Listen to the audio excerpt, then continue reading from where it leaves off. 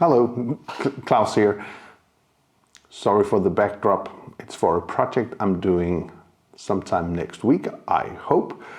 In today's video, we're going to do a Q&A. So you guys asked me some questions and I'm trying to answer them all. So let's just jump right into it. Okay, question number 1. Can you please explain, sir, how much does it cost to start a production company? It totally depends on what kind of thing you're doing. But the one thing you do need is you need a camera. In this case, I would recommend you to get like a Blackmagic pocket cinema camera, 4K, 6K, whatever you want of the Blackmagic family cameras, because you are going to get Davinci Resolve for free. And that is a lovely software. And this channel is filled with tutorials about using Davinci Resolve, so check some of those out if you are not using Davinci Resolve already. Also, I would love to recommend that if you are starting your own production company, start out by getting a camera and a decent computer so you can do the editing, and then a little bit of a light kit, and then build up your equipment over time. Do only buy the stuff you absolutely need to get started. And also, if you want to invest into microphones and stuff like that, I would recommend to get a Rode shotgun mic or something like that, because that is going to be all round. You can do voiceovers and stuff like that using a shotgun mic. Okay, so how much it's going to cost you? Depends. You could also just get a camera and use Davinci Resolve, the free version. That will do a lot of the work for you as well. So a couple of $1,000 and you should be good to go to have your own equipment and your own production company. Next question. Question number 2. Which lighting do you use for shooting and why? And in this case it's LED lights.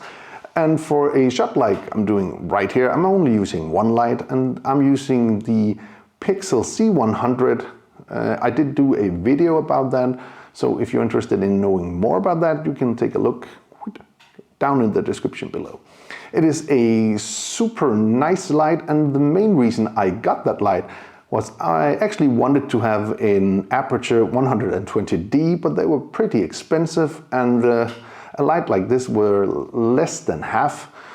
So in theory I could get 2 lights for the price of 1.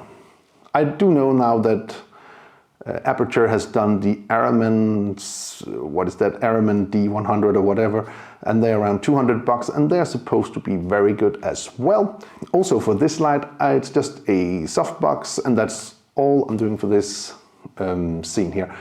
Another thing to keep in mind is to actually use practical lights on your shoots, because I think that is great as well. A light that can be used for a practical light, or at least in your scenes, for instance, in lamps and stuff, would be something, again, from Aputure, the small M100, or what the name is, I'm getting confused, but you know, I'll write the name right here on the screen. And that is the small RGB light, which is amazing, and you can stick that all over because it has magnets on the back. That is also a very great option. Again, link down in the description if you want that. Question 3. Have you tried the Logitech Davinci Resolve 15 Mac Astro backlight keyboard? What are your thoughts on this keyboard? I have not tried that keyboard at all. But I am using the Davinci Resolve editor's keyboard, which is this huge one. It has a search dial and it's pretty nice, and it is specifically made for Davinci Resolve. If you do not have the money to spend on a keyboard, because it is quite expensive, I'm sure the Logitech would be quite good. Also, you could get a speed editor, which I have right here. Of course, this is made specifically for using Davinci Resolve for the cut page, but that's quite nice also. The good thing about this, if the offer is still available, is that you can actually buy this one, and it's $300, and you're going to get Davinci Resolve 17 for free, which is kind of a win-win. Question number 4. How does Magic Mask work other than on people?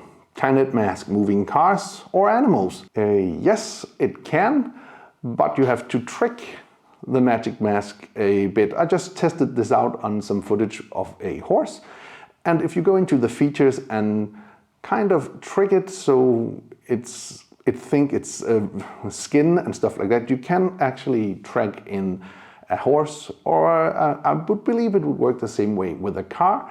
So it is possible, but for now it isn't really designed for that, but you can trick Davinci Resolve into thinking an animal is a human being. So yes, you can actually do that. Question 5. Hello, Mr. Denver. Some of us have some of those preset packs from Messiahs and RTX. Some are effects, other transitions. I would like to know how to back them up. Most of the packs are paid for. If I were to reset my computer or accidentally have a hard disk crash, I'm just wondering if there would be a quick way to get them back instead of installing them all. Thank you, sir. There isn't a quick way to get them back. I do recommend, though, if you bought any of the stuff from Messiahs or RTX, to the files you downloaded, back them up, for instance, on a Google Drive or something, so you always have them if your computer crashes or your hard disk just dies on you. I think that is the best advice to give.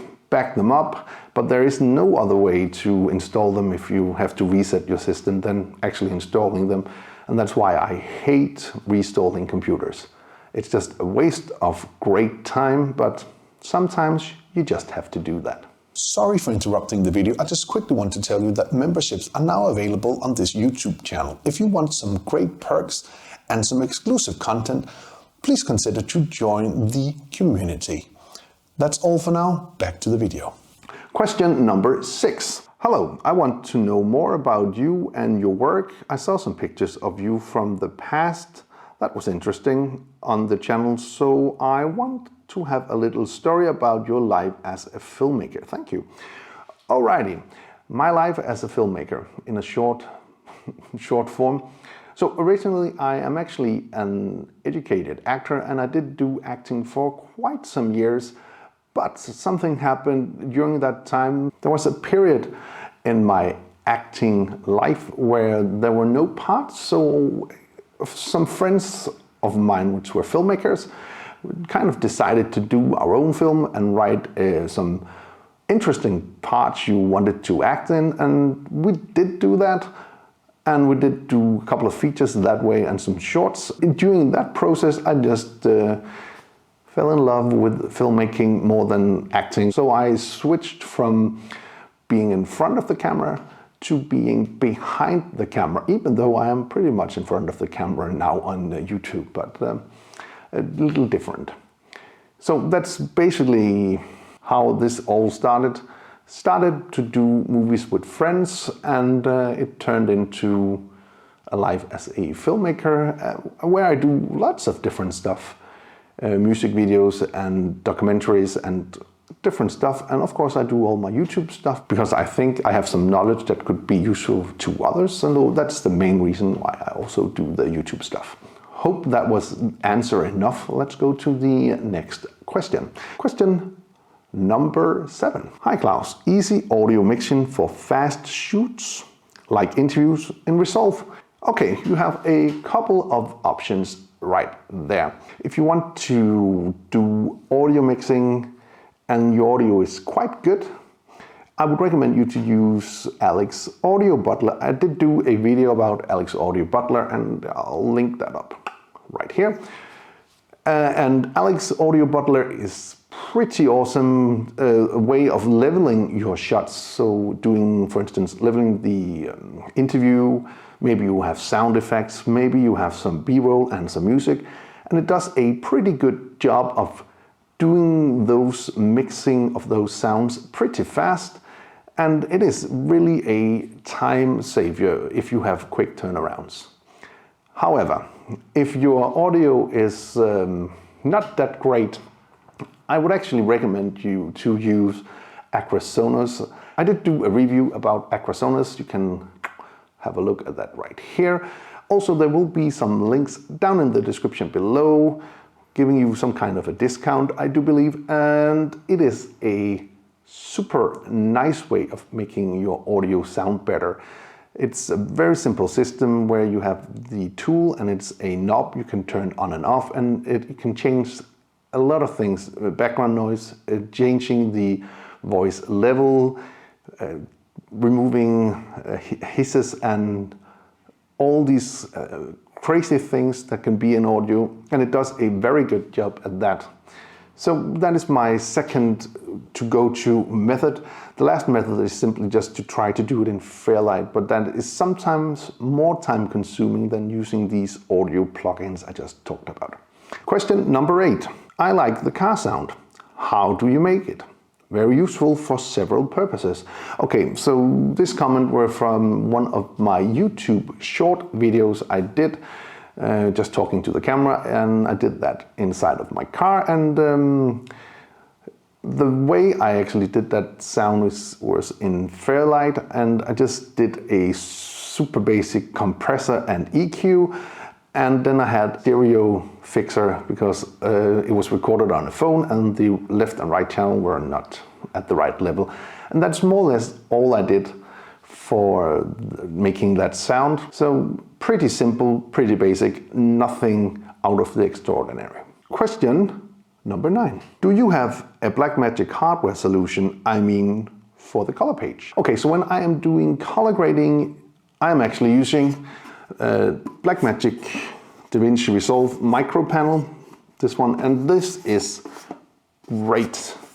There's also a larger panel, and then there's the huge one, which is so expensive that you wouldn't believe it. But this is around $1,000, and I'm super happy with it. I will say, if you are doing small corrections, I mean, you might as well use a mouse, and that will do the trick. But if you are having a lot of clips and a more complicated grade, then the micro panel is great, and it works very well. And actually, these rings here are so smooth compared to some of the other brands who does similar things. But of course, they don't do things like this, because this is again made specifically for Davinci Resolve, and it will not work in any other application than that. And for me, that is just fine.